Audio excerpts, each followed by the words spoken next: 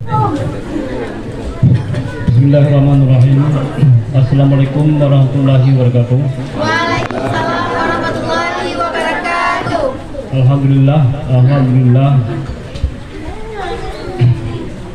Sama-sama kita panjatkan puji dan syukur kepada Allah Subhanahu wa taala yang mana dengan limpahannya lah pada pagi yang berbahagia ini kita telah sama-sama berkumpul di tempat ataupun di desa kami di sana, yaitu pendidikan dan peresmian Sekolah Gutanyo periode 2022 sampai 2024 Rampo Madrasah Klub. Berikut banyak tanpa juga kita mengirimkan salam kepada junjungan alam Nabi besar Muhammad SAW. Bukan agama Islam sebagaimana yang telah kita rasakan saat ini, dan tak lupa juga kepada ahli waris serta sahabat beliau sekalian. Kita kata perhormatan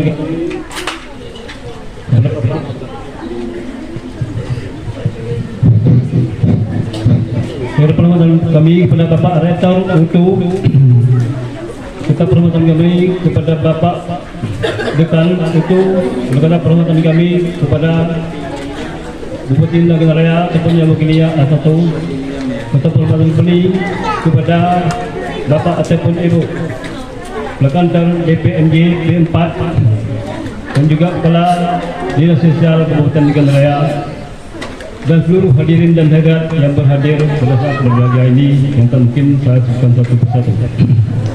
Pada kesempatan ini saya tidak memperpanjangkan mukadimah sesuai yang telah disampaikan oleh Ibu tadi, Ibu pembimbing.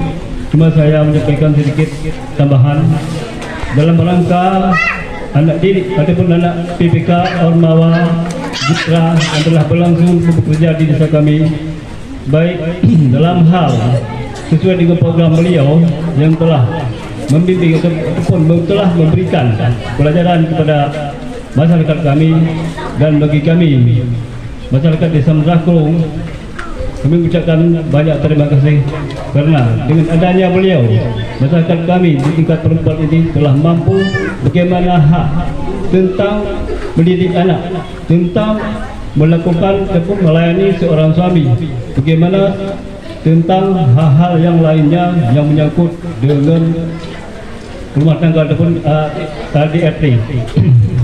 Dan berikut padanya, dan juga hari ini kami mohon maaf kepada Bapak, khususnya kepada Bapak Dekan pembimbing, yang mana pada hari ini kami mungkin dalam hal ini oleh Bapak melihat mungkin ada rasa kekurangan masyarakat kami yang hadir, berhubung kami nanti malam ada acara menyambut kenduri 12 Rabiul Awal, karena masyarakat kami banyak yang kesibukan untuk menyambut kenduri tersebut.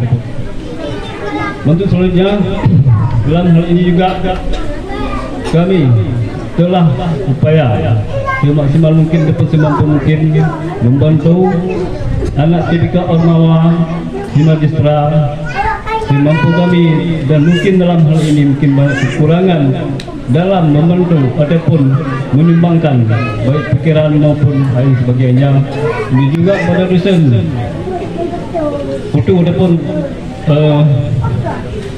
guru pembimbing, kami mohon maaf karena kami di sini masih banyak kekurangan, walaupun dari segi ilmu maupun hal-hal lain sebagainya.